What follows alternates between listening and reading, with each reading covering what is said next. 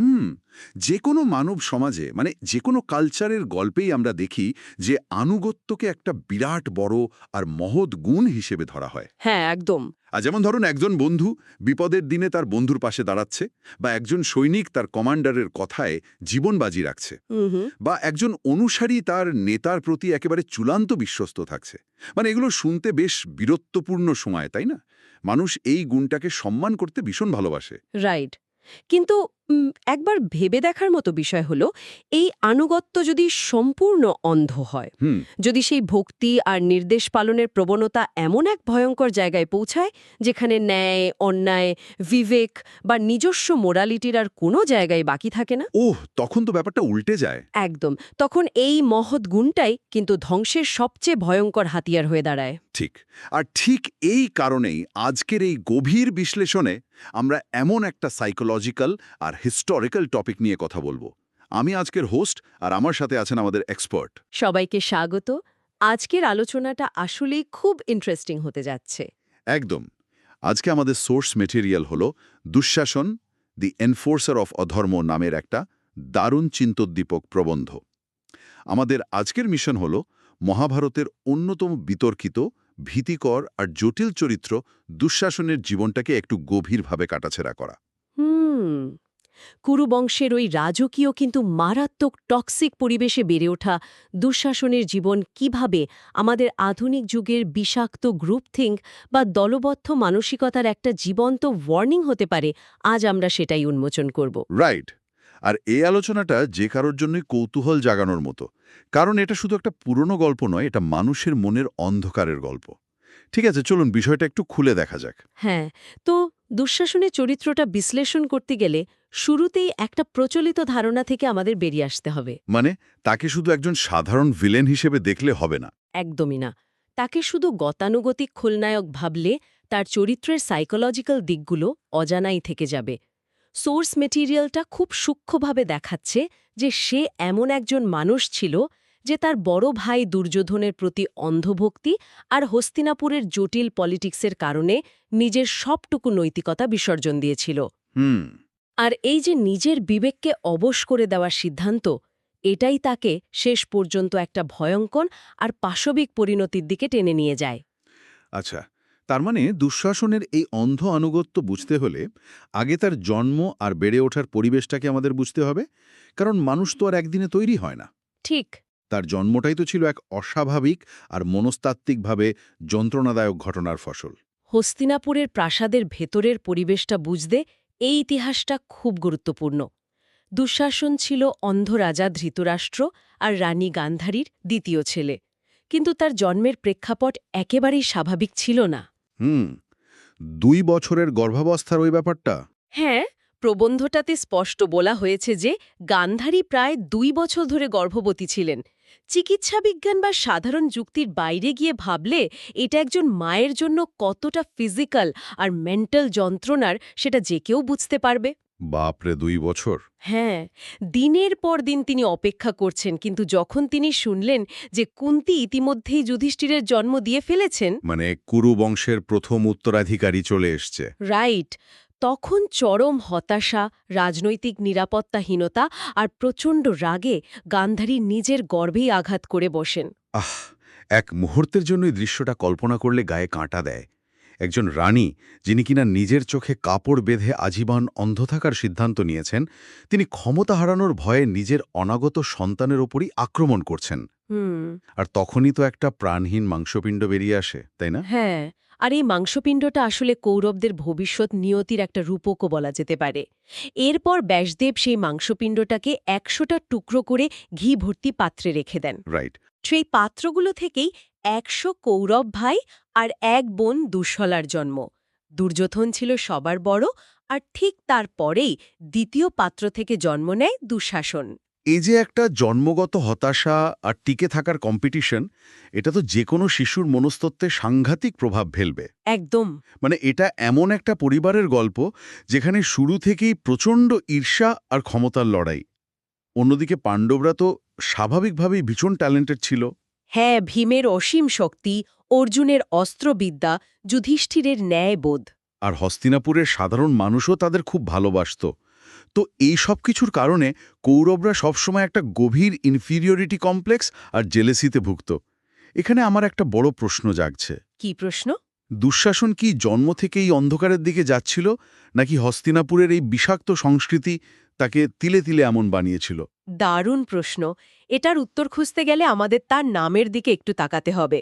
প্রাচীন ভারতবর্ষে নামের ভেতরেই অনেক সময় চরিত্রের পূর্বাভাস লুকিয়ে থাকত। হুম। সংস্কৃত ভাষায় দুষ শব্দের অর্থ হল কঠিন, অসম্ভব বা খারাপ, আর শাসন মানে হল শৃঙ্খলা, নিয়ন্ত্রণ বা রুল করা।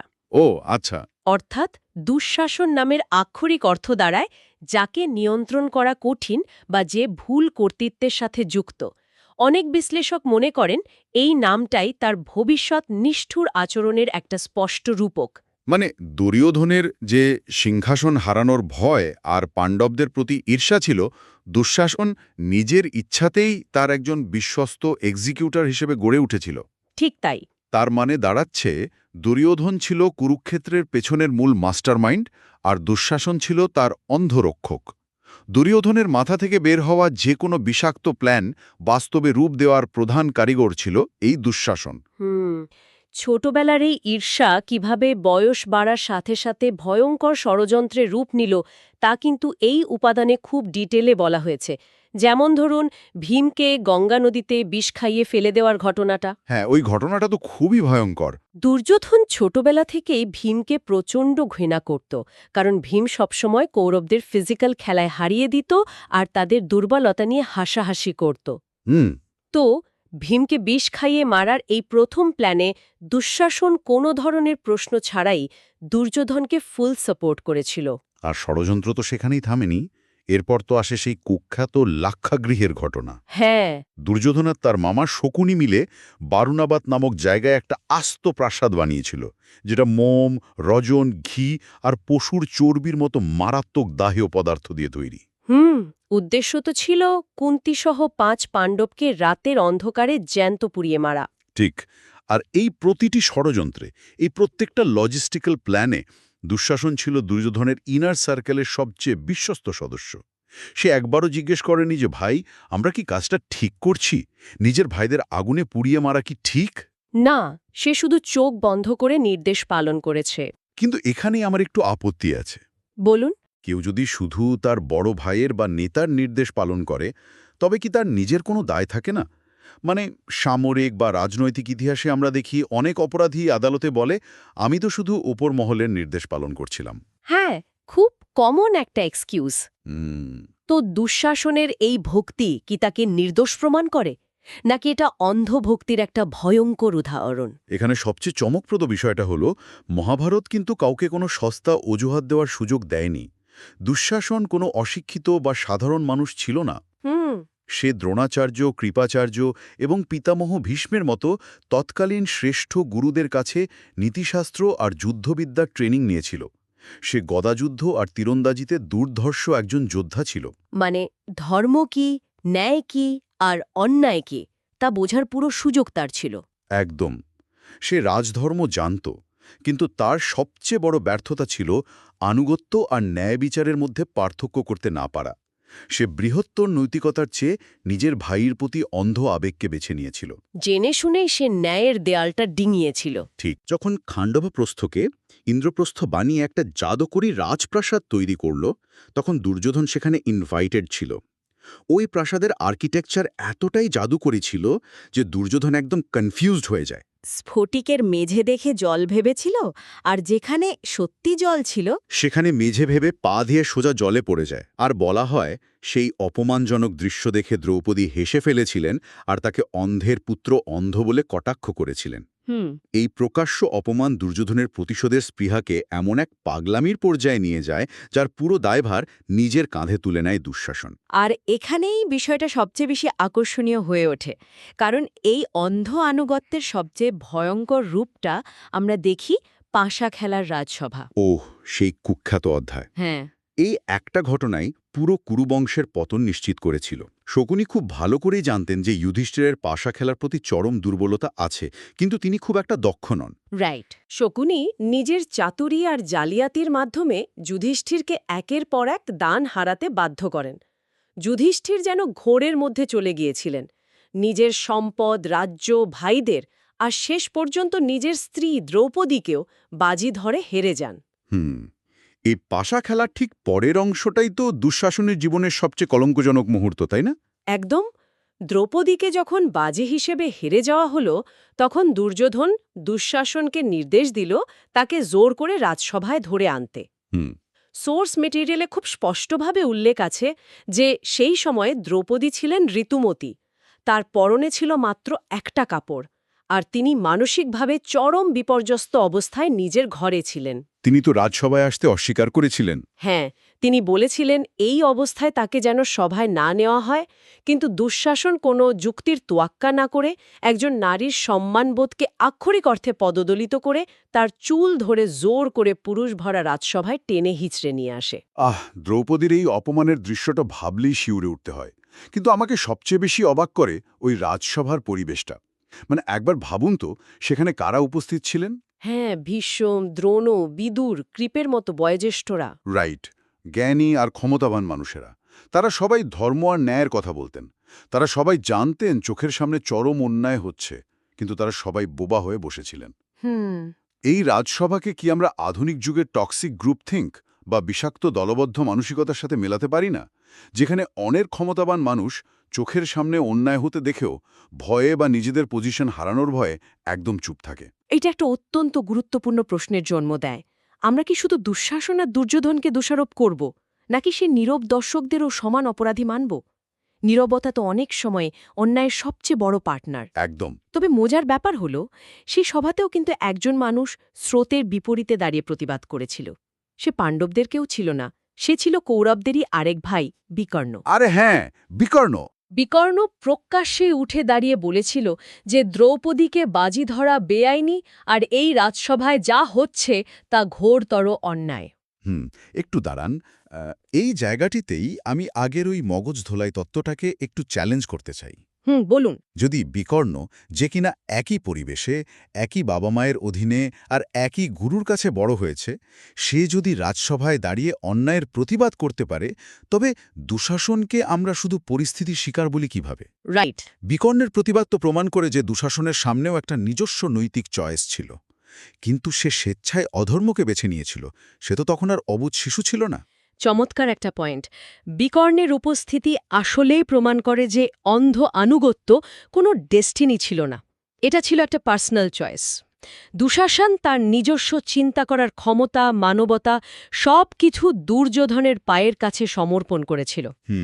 এরপর দুর্যোধন যখন নিজের সমস্ত সীমা অতিক্রম করে দ্রৌপদীকে নিজের উরুতে বসতে বলে আর দুঃশাসনকে নির্দেশ দেয় সবার সামনে তাকে বিবস্ত্র করার, দুঃশাসন এক মুহূর্তের জন্য দ্বিধা করেনি। না, সে দানবের মতো নির্দেশ পালন করতে শুরু করে। এটা আধুনিক বিশ্লেষণে সরাসরি পিতৃতান্ত্রিক বয়লেন্স আর ক্ষমতার অপব্যবহারের চূড়ান্ত প্রতীক হিসেবে ধরা হয়। মানে রাজসভার মাঝখানে একজন নারীকে বিবস্ত্র করার এই উল্লাস প্রমাণ করে যে অন্ধ আনুগত্য কিভাবে মানুষকে পশুর স্তরে নামিয়ে আনে। ঠিক। এরপরই তো সেই অলৌকিক ঘটনাটা ঘটে। দ্রৌপদী যখন বুঝতে পারেন এই সভার কোনো মানুষ তাকে বাঁচাবে না, তখন তিনি নিরুপায় হয়ে শ্রীকৃষ্ণের কাছে প্রার্থনা করেন। আর তার পরিধেয় শাড়ি অন্তহীন হতে শুরু করে। হ্যাঁ, দুঃশাসন শাড়ি টানতে টানতে ক্লান্ত হয়ে হাঁপাতে হাঁপাতে মাটিতে লুটিয়ে পড়ে, কিন্তু তাকে বিবস্ত্র করতে ব্যর্থ হয়। এই মিরাকেলটা তো শুরু একটা জাদুকরী গল্প নয়, এটা ছিল ন্যায়ের প্রতি ডিভাইন সাপোর্ট আর অধর্মের চূড়ান্ত পরাজয়ের একটা আগাম বার্তা। একদম তাই। আর এই ঘটনার পরপরই ভীম সেই ভয়াবহ প্রতিজ্ঞা করেন, যা পুরো কুরুক্ষেত্রের সমীকরণ বদলে দেয়। সেই প্রতিজ্ঞা? সেই সভাতেই দাঁড়িয়ে গর্জন করে শপথ নেন যে এই অপমানের প্রতিশোধ নিতে একদিন তিনি যুদ্ধক্ষেত্রে দুঃশাসনকে হত্যা করবেন, তার বুক চিরে রক্ত পান করবেন আর দুর্যোধনের উরু ভেঙে দেবেন।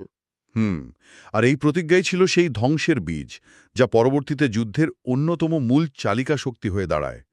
কিন্তু রাজসভার এই বিভৎস অপমান তো শুধু ওখানেই শেষ হয়নি। এরপরে পাণ্ডবদের ১২ বছরের বনবাস আর ১ বছরের অজ্ঞাতবাসে যেতে হয়। আর এই দীর্ঘ ১৩ বছরে দুঃশাসনের অহংকার যেন আকাশ ছুঁয়ে যায়। সে ভেবেছিল পাণ্ডবরা আর কোনোদিন ফিরবে না, তারা চিরকালের জন্য ভিখারি হয়ে গেছে। তার এই অতি আত্মবিশ্বাস তাকে আসন্ন ধ্বংসের ব্যাপারে পুরোপুরি অন্ধ করে দিয়েছিল। আর এই অন্ধত্ব এতটাই প্রবল ছিল যে যখন বনবাস শেষে পাণ্ডবরা ফিরল এবং যুদ্ধ এড়ানোর শেষ চেষ্টা হিসেবে শ্রীকৃষ্ণ স্বয়ং শান্তির দূত হয়ে হস্তিনাপুরে গেলেন, তখন পাণ্ডবরা পুরো রাজ্যের দাবি ছেড়ে দিয়ে মাত্র 5টা গ্রাম চেয়েছিল। মাত্র 5টা সাধারণ গ্রাম। কিন্তু দুর্যোধন সূচের ডগায় যতটুকু মাটি ধরে বিনা যুদ্ধে ততটুকুও দিতে অস্বীকার করে। আর দুঃশাসন, সে এই অহংকারী সিদ্ধান্তের সবচেয়ে কট্টর সাপোর্টার ছিল। সে আপসের কোনো সুযোগ না দিয়ে যুদ্ধ আর রক্তপাতকে বেছে নিয়েছিল। আর এভাবেই শুরু হয় মানব ইতিহাসের অন্যতম ভয়ঙ্কর কুরুক্ষেত্র যুদ্ধ। আচ্ছা, এবার যুদ্ধের 17তম দিনের কথা একবার ভাবুন। ভীম আর দ্রোণ ততদিনে মারা গেছেন। কর্ণ তখন সেনাপতি। যুদ্ধক্ষেত্র রক্ত, কাদা আর মৃতদেহের পাহাড়ে পরিণত হয়েছে। আর ঠিক সেই দিনেই মুখোমুখি হয় ভীম আর দুঃশাসন। হ্যাঁ, ভীমের মনে ওই পাশা খেলার রাজসভার প্রতিটি মুহূর্ত, দ্রৌপদীর চোখের জল একেবারে টাটকা গেঁথেছিল। ভীম প্রবল আক্রোশে দুঃশাসনের রথ চূর্ণ করে তাকে মাটিতে টেনে নামায়। এর পরের দৃশ্যটা ভাষায় প্রকাশ করাও কঠিন। ভীম দুঃশাসনের বুক চিরে ফেলে, তার রক্ত পান করে আর পশুর মতো গর্জন করে ওঠে। তো এই জায়গায় এসে যে কারোর মনেই একটা প্রশ্ন জাগতে পারে। কি প্রশ্ন? মহাভারত তো মূলত ধর্ম আর ন্যায়ের কথা বলে, তাহলে এমন একটা পবিত্র টেক্সটে এত বীভৎস রক্তক্ষয়ী দৃশ্য কেন রাখা হলো? মানে ভীম তো ন্যায়ের পক্ষে লড়ছিল, তার দ্বারাই রক্তপানের মতো পাশবিক ঘটনা কি একটু অতিরিক্ত নয়?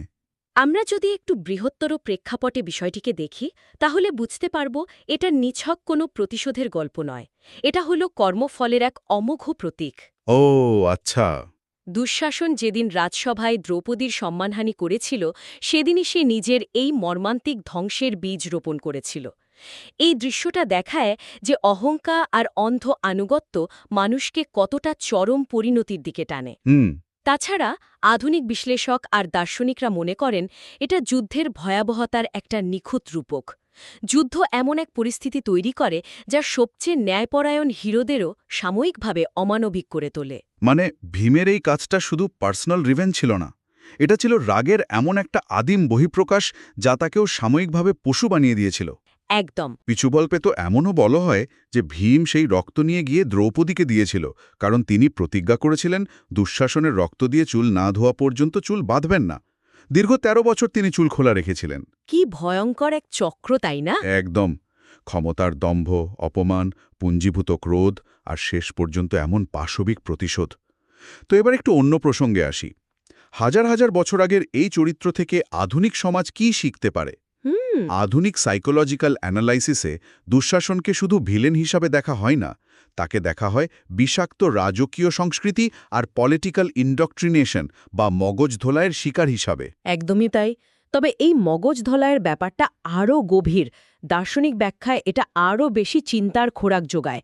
অনেকেই মনে করেন পুরো মহাভারত হল আমাদের মনের ভেতরের দ্বন্দ্বের একটা রূপক। কিভাবে? দুর্যোধন হল আমাদের ইগো বা অহংকার, দুঃশাসন হল আমাদের মনের অনিয়ন্ত্রিত আগ্রাসন বা অন্ধভাবে কাজ করার প্রবণতা। আচ্ছা। দ্রৌপদী হলেন নারী শক্তি বা আমাদের পবিত্রতা, আর শ্রীকৃষ্ণ হলেন আমাদের বিবেক। অর্থাৎ দুঃশাসনের মৃত্যু শুধু একটা চরিত্রের মৃত্যু নয়, এটা হলো অজ্ঞানতা আর সহিংসতার চূড়ান্ত ধ্বংস। বিবেক জাগ্রত হলে অহংকার দ্বারা চালিত আগ্রাসন ধ্বংস হতে বাধ্য। অসাধারণ একটা মেটাফর। এই ব্যাপারটাকে কিন্তু আমরা মডার্ন কর্পোরেট কালচার বা রাজনৈতিক পরিবেশের সাথে খুব সহজেই মেলাতে পারি। হ্যাঁ, তা তো বটেই। অনেক সময় অফিসে দেখা যায় বসের প্রতি আনুগত্য দেখাতে গিয়ে মানুষ নিজের সততা বিসর্জন দেয়। বস বলেছেন তাই করতে হবে, এই মেন্টালিটি নিয়ে মানুষ এমন সব কাজ করে যা সে ব্যক্তিজীবনে কখনো চিন্তাও করত না। ঠিক। এই দলীয় আনুগত্য যখন এথিক্সকে অতিক্রম করে যায়, তখনই আধুনিক সমাজের প্রতিটা অফিসে নতুন নতুন দুঃশাসনের জন্ম হয়। খুবই প্রাসঙ্গিক পয়েন্ট। তবে আমাদের সোর্স ম্যাটেরিয়াল এটাও মনে করিয়ে দেয় যে মহাভারত কাউকে পুরোপুরি সাদা বা কালো হিসেবে আঁকেনি। রাইট। দুঃশাসনের মধ্যেও কিছু গুণ ছিল। সে ভীরু ছিল না, যুদ্ধক্ষেত্র ছেড়ে পালায়নি, সে ভাইদের প্রচণ্ড ভালোবাসত। কিন্তু মহাভারতের মূল শিক্ষাটা হল আনুগত্য একটা অসাধারণ গুণ হতে পারে, কিন্তু ন্যায়ের অনুপস্থিতিতে সেটাই সবচেয়ে বড় ধ্বংসের কারণ হয়ে দাঁড়ায়। মানে চরম বুদ্ধিমান মানুষেরাও ধ্বংসের হাতিয়ারে পরিণত হতে পারে যদি তারা তাদের বিবেক বিসর্জন দেয়। একদম ঠিক। তার মানে দাঁড়াচ্ছে অন্ধ আনুগত্য কখনোই কোনো গুণ হতে পারে না। দুঃশাসন শুধু একজন খলনায়ক ছিল না, সে ছিল অন্ধ আনুগত্য আর ক্ষমতার অপব্যবহারের এক চূড়ান্ত ইঞ্জিন, যে নিজের ভুল সিদ্ধান্তের কারণেই শেষ পর্যন্ত ধ্বংস হয়েছিল। একদম সঠিক সামারি। তো আমাদের আজকের এই গভীর বিশ্লেষণ এখানেই শেষ করার আগে একটা ভাবনার বিষয় রেখে যেতে চাই। বলুন। একটু গভীরভাবে ভেবে দেখার মতো বিষয়। দুঃশাসনের মধ্যে অসীম সাহস ছিল, আর নিজের নেতার প্রতি প্রশ্নহীন আনুগত্য ছিল, যা যে কোনো মহান যোদ্ধারের সবচেয়ে বড় গুণ। রাইট। কিন্তু কল্পনা করুন তো, যদি এই একই অবিচল ভক্তি আর সাহস সে বিষাক্ত অহংকারের বদলে ন্যায়ের পথে কাজে লাগাত, তাহলে কি এই অধর্মের রক্ষক মহাভারতের সবচেয়ে বড় ধর্মের রক্ষক হয়ে উঠতে পারত না? দারুণ একটা পয়েন্ট। মানুষ কার প্রতি অনুগত আর কার হাতে নিজের বিবেকের ক্ষমতা সমর্পণ করছে, সেটাই কি তবে শেষ পর্যন্ত মানুষের আসল পরিচয় নির্ধারণ করে দেয়? এটা সত্যিই ভেবে দেখার মতো। একদম। ভাবতে থাকুন। ধন্যবাদ সবাইকে এতক্ষণ আমাদের সাথে থাকার জন্য।